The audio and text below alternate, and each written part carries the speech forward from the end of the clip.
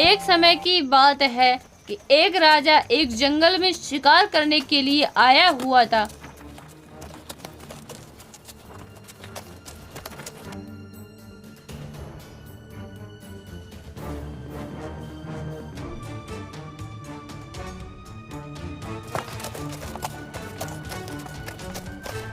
कि तभी एक हिरन को देखकर हिरन का पीछा करता है कि तभी वह हिरन राजा की आंखों से ओझल हो जाता है। ओफो, आज फिर मैं शिकार नहीं कर पाया। पता नहीं कुछ दिनों से क्या ही हो रहा है कि मैं एक भी शिकार मेरे हाथों से कर ही नहीं पा रहा हूँ। ऐसा सोचकर राजा परेशान हो ही रहा था कि तभी अचानक उनके पास एक सुंदर कन्या उनके पास आती है। अरे, तुम कौन हो और इस जंगल में क्या कर रही हो? महाराज, मेरा इस दुनिया में कोई नहीं है। मैं अनाथ हूँ, इसीलिए महाराज अब मुझे स्वीकार करके अपनी रानी बना लीजिए महाराज। हे सुंदरी, मुझे माफ करना, मैं तुमसे शादी नहीं कर सकता क्योंकि मैं अपनी पत्नी से अत्यंत प्रेम करता हूँ और उनके रहते हुए मैं दूसरी शादी नहीं कर सकता। नहीं, मैं आप ही से शादी करूंगी। अगर आप मुझसे शादी नहीं करोगे तो इसका परिणाम बहुत ही भयानक होगा। हे सुंदरी, मुझे माफ करना, मैं आपसे शादी नहीं कर सकता। बाकी अगर आप चाहें तो मेरे साथ हमारे राजमहल चल सकती हैं। हम तुम्हें अपनी पुत्री की भांति सम्मान देंगे और किसी सुंदर राजकुमार से शादी भी करवा देंगे। नहीं, मैं आपके साथ तभी चलूंगी जब आप मुझसे शादी करोगे। और हाँ, एक बार और चेतावनी दे रही हूँ कि आप शादी के लिए इनकार नहीं कर सकते, वरना परिणाम बहुत ही बुरा हो सकता है। अरे, तुम कैसे अजीब कन्या हो। एक बार में तुम्हें समझ नहीं आता है क्या? मैं तुमसे शादी नहीं कर सकता। अगर तुम्हें मेरे साथ नहीं चलना तो हटो मेरे रास्ते से। मुझे अपने महल जाने दो, मेरी रानी मेरा इंतजार कर रही होगी।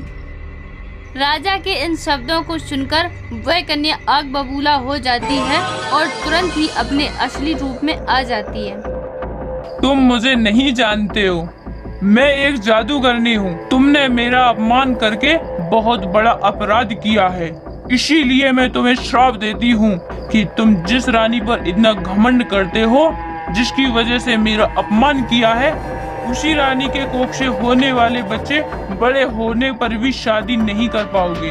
अर्थात आपका वंश आपकी औलाद से ही खत्म हो जाएगा और गलती से शादी कर भी ली तो उसी क्षण उनकी मृत्यु निश्चित है। ऐसा बोलकर वह जादूगरनी वहाँ से अचानक गायब हो जाती है। अरे, ये सब क्या था? मुझे तो कुछ समझ ही नहीं आया।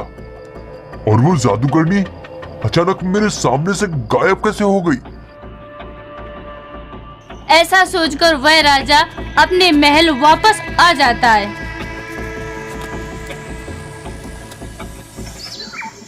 और फिर कुछ वर्षों बाद राजा दरबार में बैठे हुए थे कि तभी एक दासी आती है और बोलती है, बधाई हो महाराज, बधाई हो। महारानी ने एक सुंदर पुत्र को जन्म दिया है। हाँ, वाकई में आज बहुत ही खुश हूँ। इसलिए इस शुभ अवसर पर पूरे नगर में मिठाई बंटवाई जाए। जी महाराज, जैसी आपकी आज्ञा। कुछ वर्षों बाद राजकुमार बड़ा हो जाता है और राजा के पास आकर बोलता है, पिताश्री, अब तो मैं बड़ा हो गया हूँ। मैं भी आपकी तरह जंगल में शिकार करने के लिए जाना चाहता हूँ। पुत्र, अब तुम बड़े हो गए हो, अब तुम शिकार करने के लिए जा सकते हो, परंतु अकेले नहीं जाओगे। तुम्हारे साथ अपने मंत्रियों को भी भेज देता हूँ। नहीं पिताश्री, मैं अकेला ही जा रहा हूँ। अब तो मेरे साथ मंत्रियों को भेजने की क्या ही आवश्यकता है। ऐसा बोलकर वह राजकुमार शिकार करने के लिए निकल जाता है और जंगल में पहुंचकर किसी शिकार की तलाश में पूरे दिन इधर उधर घूमता रहा, परंतु उन्हें कोई भी शिकार नजर नहीं आया।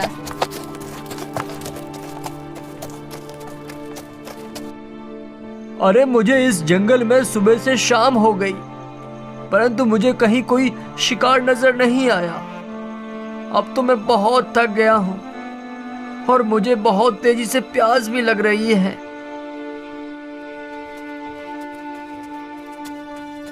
फिर उस राजकुमार को जंगल में कहीं आसपास पानी न मिलने के कारण प्यास की वजह से व्याकुल हो रहा था कि तभी एक सुंदर सी लड़की पानी लेकर राजकुमार के पास आती है और राजकुमार को पानी देकर बोलती है, मुझे पता है कि आपको पानी न मिलने के कारण व्याकुल हो रहे होंगे, क्योंकि इस जंगल में आसपास कहीं भी पानी नहीं है।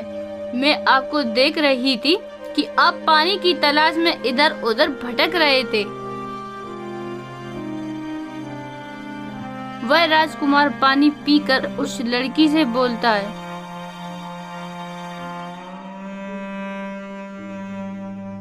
हे सुंदरी, तुम्हारा बहुत बहुत शुक्रिया।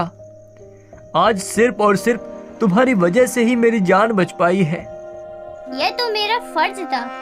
किसी प्यासे को पानी पिलाकर मैंने कोई उपकार नहीं किया है। जिसके बाद राजकुमार अपने घोड़े पर बैठकर उस कन्या से बोलता है, अच्छा ठीक है सुंदरी, मैं अब चलता हूँ, परंतु मुझे एक बात समझ नहीं आई है कि आखिर तुम कौन हो और इस जंगल में अकेले क्या कर रही हो। इसका जवाब तो मैं आज नहीं दे सकती।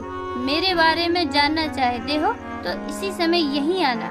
मैं अक्सर यहीं घूमने आती हूँ। जिसके बाद वह राजकुमार अपने घर वापस आ जाता है और फिर अगले दिन वह राजकुमार उसी लड़की के पास पहुंच जाता है। मैं कब से आपका इंतजार कर रही थी। मैं तो रात भर आपके ही सपने देख रही थी। सच बताऊं तो मुझे भी एक ही नजर में तुमसे प्रेम हो गया था, परंतु मैं तो आपके बारे में कुछ जानता ही नहीं हूँ कि तुम कौन हो और कहाँ रहती हो। हे राजकुमार, मेरा नाम शकुंतला है और मेरे माता पिता बचपन में ही मुझे इस जंगल में ही छोड़ गए थे। मतलब क्या कहना चाहती हो? मेरा कहने का अर्थ है कि दरअसल मेरे माता पिता नहीं चाहते थे कि मेरा जन्म हो। मेरे पिता के भाग्य में केवल लड़की ही लड़की थी और इसी बात से परेशान होकर मुझे जंगल में छोड़ गए थे। जिसके बाद रात होते ही वह राजकुमार अपने घर वापस आ जाता है। फिर कुछ समय बाद महाराज, अब राजकुमार शनि बड़े हो गए हैं। अब उनके लिए हमें किसी सुंदर राजकुमार की तलाश करनी चाहिए। हाँ मंत्री, आप सही कह रहे हैं। आप किसी सुंदर सी राजकुमारी की तलाश करिए। राजा के ऐसा बोलते ही वहाँ पर राजकुमार आ जाता है। नहीं पिताश्री, मेरी शादी के लिए किसी राजकुमारी की आवश्यकता नहीं है। मैं एक लड़की से प्रेम करता हूँ और मैं उन्हीं से शादी करना चाहता हूँ। क्या तुम किसी लड़की से प्रेम करते हो? कौन है वो लड़की? मुझे भी तो बताओ। वह लड़की उसी जंगल में रहती है जिस जंगल में मैं रोज शिकार करने जाता हूँ। उनके माता पिता उन्हें बचपन में ही जंगल में छोड़ गए थे। नहीं, हम ऐसे किसी भी लड़की से शादी नहीं कर सकते जिनके माता पिता का पता ना हो। हम तुम्हारे लिए किसी सुंदर सी राजकुमारी को देखते हैं। राजा के ऐसा बोलते ही वहाँ पर अचानक एक कौवा आ जाता है और कहने लगता है, राजकुमार, तुम तो चाहकर भी शादी नहीं कर सकते। अगर गलती से भी शादी कर ली तो तुम्हारी मृत्यु निश्चित है। अरे तुम एक कौवा होकर इंसानी आवाज में बात कैसे कर रहे हो? तुम क्या बोल रहे हो और तुम्हें किसने भेजा है? मैं जो भी बोल रहा हूँ उसका जवाब अपने पिता से लीजिए। ये घटना याद आ गई होगी। ऐसा बोलकर वह कौवा वहाँ से उड़ जाता है। फिर राजकुमार अपने पिता से बोलता है, पिताश्री, आखिर ये कौवा क्या बोल रहा था? मुझे तो कुछ समझ ही नहीं आया। बेटा, मैं ये बताना तो भूल ही गया था कि कुछ वर्षों पहले मुझे एक जादूगरनी ने श्राप दिया था कि मेरी होने वाली संतान कभी विवाह नहीं कर पाएगी अगर विवाह कर भी लेती है तो उनकी तुरंत ही मृत्यु निश्चित है।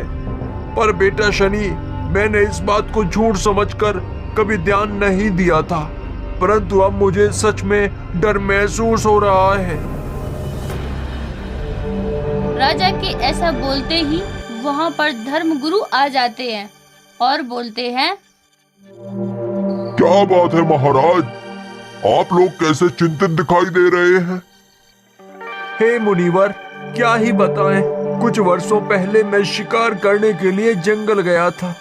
वहीं मुझे एक जादूगरनी मिली थी जो सुंदर स्त्री का रूप धारण करके मुझसे शादी करने के लिए बोल रही थी। परंतु जब मैंने उनको मना किया तो वे अपना अपमान समझकर मुझे श्राप दिया था। हमारे होने वाले बच्चे कभी भी शादी नहीं कर पाएंगे। अगर शादी कर भी लेते हैं तो उनकी मृत्यु निश्चित है। हे गुरुवर, अब आप ही बताइए हम क्या करें और हमें कैसे इस श्राप से मुक्ति मिलेगी? हे राजन, हर एक समस्या का कुछ ना कुछ समाधान अवश्य होता है, परंतु इस शराब का समाधान करना आपके परिवार के बस की बात नहीं है। हे गुरुवर, आप ये क्या बोल रहे हैं? इसका तोड़ हमारे परिवार के बस की बात नहीं है, तो क्या हम कभी भी शादी नहीं कर पाएंगे? आप कोई तो तोड़ बताइए गुरुवर, हम अपनी जान देने के लिए भी तैयार हैं। हे राजकुमार, मैं आपकी भावनाओं को बिल्कुल समझ सकता हूँ, परंतु इस शराब से मुक्ति सिर्फ वही स्त्री करवा सकती है जिन्होंने बचपन से ही अपनी जिंदगी जंगलों में बिताई हो। ऐसी स्त्री ही इस शराब से मुक्ति दिलवा सकती है। ऐसा बोलकर राजगुरु वहाँ से चले जाते हैं। पर राजा को कुछ समझ नहीं आ रहा था कि वो ऐसा क्या करे जिससे श्राप से मुक्ति मिल सके। मुझे तो कुछ भी समझ नहीं आ रहा है कि आखिर हम क्या ही करें। पिताश्री, आप धैर्य रखिए, चाहे कुछ भी हो जाए मैं इस शराब से मुक्ति अवश्य पाऊंगा। राजकुमार ऐसा बोलकर अपनी प्रेमिका से मिलने के लिए चले जाते हैं। हे प्रिय, अगर आप मुझसे प्रेम करते हैं तो मैं जानना चाहती हूँ कि आप मुझे रानी बनाकर अपने महल में कब ले चलेंगे?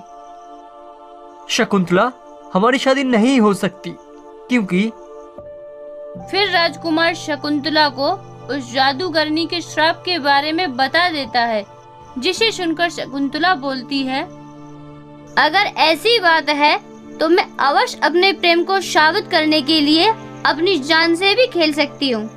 अब मुझे बताइए कि मैं कैसे श्राप से मुक्ति दिलवा सकती हूँ। यह बात तो मुझे भी पता नहीं है, परंतु गुरुवर बोल रहे थे कि इसी जंगल में एक नदी है जिसमें कूदते ही उस जादुई नगरी में पहुंच जाते हैं जहां वह जादूगरनी रहती है। पर यह इतना आसान नहीं है।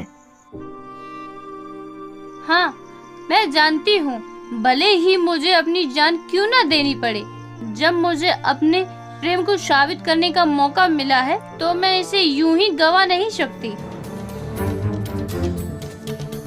ऐसा बोलकर शकुंतला राजकुमार का घोड़ा लेकर नदी की तरफ पहुंच जाती है और उस नदी में कूद जाती है और देखती है कि वह किसी जादुई नगरी में पहुंच जाती है जहां पर सारे जीव जंतु इंसानी आवाज में ही बात करते थे। अरे, मैं तो अजीब सी नगरी में आ गई। यहाँ तो सारे जीव जंतु इंसानी आवाज में ही बात करते हैं। तभी वह देखती है कि दो पक्षी आपस में इंसानी आवाज में बात कर रहे थे।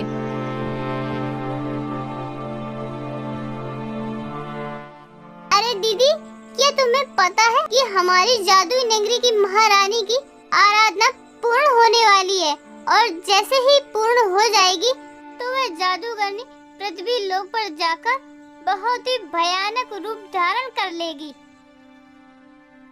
हाँ बहन, सुना तो मैंने भी है, पर मुझे डर है अपनी आराधना से बाहर निकलकर वह महारानी हम सभी जीव जंतु को फिर से कैद कर लेगी। मुझे बहुत डर लग रहा है। उन पक्षियों की बात सुनकर शकुंतला उनके पास पहुंच जाती है और पक्षियों से पूछने लगती है, आप किस महारानी की बात कर रहे हैं जो इस पृथ्वी लोक पर तबाही मचाना चाहती है? हम इसी जादुई नगरी की महारानी जादूगरनी की बात कर रहे हैं जो हम जीवों की भी आजादी छीन लेती है। उनकी उपासना खत्म होते ही उनका आतंक फिर से शुरू हो जाएगा। क्या आप लोगों को पता है कि वह जादूगरनी कहाँ मिलेगी? अब मुझे बताइए ना, मैं उस जादूगरनी तक कैसे पहुँच सकती हूँ?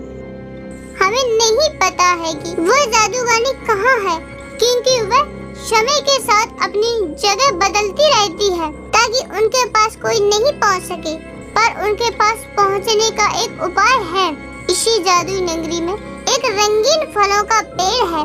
वह पेड़ इसी इंसानी आवाज में बोलता है, अगर आप उस पेड़ के फल तोड़कर खा लेंगे तो तुम्हें एक अजीब सी ताकत मिल जाएगी, जिस ताकत की वजह से तुम उस जादूगरनी का सामना कर सकती हो। परंतु वह पेड़ किसी को अपने फल तोड़ने नहीं देता है। जिसके बाद शकुंतला उस पेड़ के पास पहुंच जाती है और जैसे ही उनके फल तोड़ने के लिए हाथ आगे बढ़ाती है कि तभी पेड़ से आवाज आती है, ठहरो, आप हमारे फल नहीं तोड़ सकते। मेरे फल सिर्फ वही तोड़ सकते हैं जो मेरे सवालों का जवाब दे सकते हैं। आप पूछिए क्या सवाल है, आपका मैं अवश्य ही आपके सवालों का जवाब दूंगी। अच्छा, तो बताओ। तभी शकुंतला की माँ और राजकुमार प्रकट होते हैं। बताओ, अगर आपको इन दोनों में से किसी एक को चुनना हो तो आप किसे चुनेंगी? और याद रखिए, जिसे आप चुनेंगी वो आपके पास आ जाएगा और जिसे नहीं चुनेंगी उनकी मृत्यु हो जाएगी। वह राजकुमारी बहुत ज्यादा सोच में पड़ जाती है। बताओ, आपके पास ज्यादा वक्त नहीं है, जल्दी जवाब दो, वरना आप इन दोनों को खो दोगे। किसी एक को ही चुनने का मौका मिलेगा तो मैं सबसे पहले मेरी माँ को ही चुनूंगी, क्योंकि मेरी माँ की वजह से ही इस पृथ्वी पर आई हूँ। अगर माँ ने मुझे जन्म ही न दिया होता तो मैं इस प्रेम को ही नहीं महसूस कर पाती। इसीलिए मैं मेरी माँ को ही चुनना चाहूंगी। वाह, आप तो धन्य हैं। आप जैसी महान संतान के होते हुए कभी भी आपके माता पिता दुखी नहीं रह सकते। और मुझे यह भी मालूम है कि आपके माता पिता तुम्हें बचपन में ही जंगल में छोड़ गए थे, जिसके बावजूद भी तुमने अपनी माँ को ही चुना। इसलिए आप मेरी इस परीक्षा में सफल हुए हैं। जो आप देख रहे थे वह तो एक छल था। अब आप मेरे फल तोड़ सकते हो। जिसके बाद शकुंतला उस फल को तोड़ लेती है और उस फल को खाते ही अचानक शकुंतला को चक्कर आ जाता है और जैसे ही उनकी आंखें खुलती है और वह देखती है एक जादूगरनी अपने एक शेर के पास बैठकर आराधना कर रही थी। ओम ह्लीं क्लीं चामुंडाय नमः। ओम ह्लीं क्लीं चामुंडाय नमः। ओम ह्लीं क्लीं चामुंडाय नमः।